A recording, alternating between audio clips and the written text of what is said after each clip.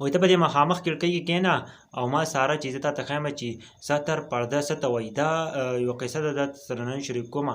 ویډیو به راسره مکمل ګورئ. پښتنو د پردې په باره کې یو ډېره زبردسته قصه ده د یوې زنانه او د یو کس چې هغه زنانه د پردې په باره کې څه وایي او کس ته نو مکمل حقیقت درسره نن ښکاره کومه چې آیا نن سبا پردې ته وګوره په هغه وخت کې که نه د دې یوه قصه ده دا ډېره زیاته عبرتناکه ده. نو پکار چې موږ یې په توجه سره واورو. دا په یوه کلي کې یوه ښځه وه. وایي زه به د هغه کس سره واده کومه چې کومه کس د پرده او د دې هر څه خیال ساتي زما د پردې هر څه خیال ساتي. نو هغه ډېر وخت تېر شوی دی. نو هغه د یو کس ورته تیار شوی دی چې آیا زه به ورسره واده وکړمه. چې هغه ورسره واده کړی دی نو هغه کله راواده شو دغه ښځه د پردې ډېر زیات خیال ساتي پرده یې کوي. لیکن دغه چې دی نو هغه خاوند چې دی نو هغه ذمېدار دی په پټي کې کار کوي. لیکن د دې چې دا ورته وایي چې دې چې کله یو زوی شوی دی نو دا کله پټي ته به ورته ویلي چې اوس به موږ باندې بوج لږ زیات شو.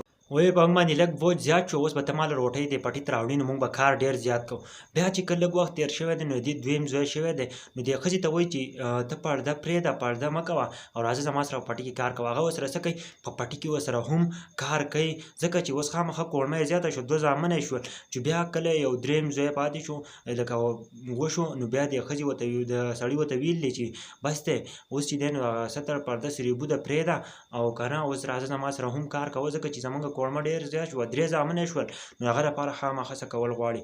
نو کله وخت تېرېدو نو ښځه ورته وایي مخامخ کړکۍ کې کېنه که نه وایي ما ته ګوره چې زه تاته ښیم چې څه دی پرده څه ته وایي که نه. نو هغه ورته په دې ټایم کې اوس راځي مشر زوی راشي دا ښځه جاړي او ځان یې بګل کړی غوندې دی. وایي ستا پلار څه دی ما سره ډېر زیاتی وکړو وایي زه یې غوښه راپولم وایي والمه. لیکن مشر زوی ورته څه وایي وایي دا مړه خاوند دی ستا سره مینه کوي وایي ستا خاوند دی زما پلار ستا سره ډېره زیاته مینه کوي نو خیر دی چې خبرې مبرې پکې راځي. او کله چې دویم نمبر زوی راشي پښتنو نه تپوس وکړي وایي ته ولې ژاړې وایي ستا پلار زما سره زیاتی وکړو. لیکن هغه ایسته کې خپل پلار ته کنځلې هم وکړي نو څو کنځلې ورته هم وکړي بیا ته ایسته کې لاړ شي او څو ښې خبرې ورته هم وکړي. درېیم نمبر زوی چې راشي نو هغه څه ورته ووایي چې ته مور ته خبره وکړي نو مور ورته دغه خبره بیا وکړي نو هغه څه وکړي هغه ډانګې راواخلي وایي زه به د پلار سره داسې وکړم. نو دې خبرې نه څه ثابتېږي.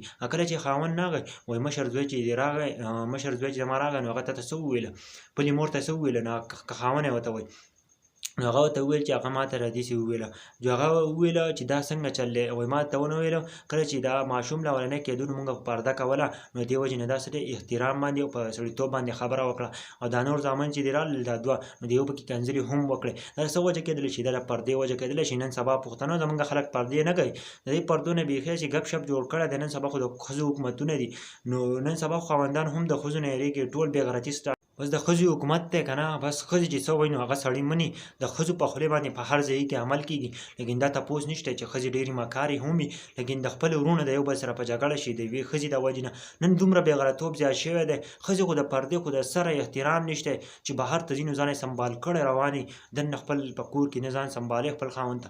لیکن داسې د ښځې دا نن سبا دا خلک دی نن زموږ اسلام موږ ته هم وایي پرده کوئ نو لیکن زموږ ګوره یو بل انسان وایي ریپورټ نه وي چې هغه تا ته نه ګوري. ته چې پرده نه کوې نو خامخا به یو انسان تا ته ګوري که نه د هر یو انسان خپل خواهش وي که نه چې ته پرده کوې نو انسان به تا ته نه ګوري.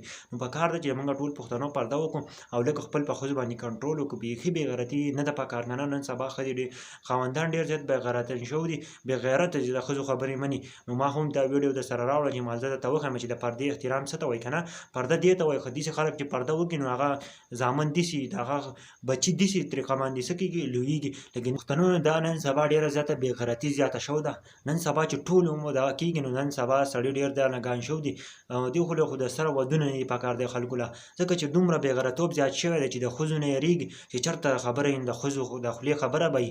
لیکن د ښځو چې سره سري به وي نو هغه به غیبت کوي لیکن دوی بیا هم باندې وګوري لیکن دوی د خپلې ښځې ټیک کولی نه شي نو دې وجې نه دي پکار چې دوی ودونه وکړي. داسې بې غیرتوب نه پکار دی چې دوی شړلې ګرځي لیکن دوی ودونه نه کوي ځکه چې سړی خپلې ښځې ته د یو کار نه شي ویلی که نه نو هغه څه له بیا ښځه کړی ده هغه د هغې خبره نه مني او ځان پکې د سوشل میډیا د مخې ځکه وایم چې داسې بې غیرته پکې رامنشن کوي چې دا بې غیرته چې دي نو د ښځو نه یېرېږي که نه. زما دغه خلک نه خوښېږي ځکه یې درته وایم ځکه چې د ښځو نه ډېر زیات یېرېږي او د ښځو راج دی. ولې د ښځو په اړه کې راج د ښځو د وجې نه دا سړي وشرمېدل تباه و برباد شول.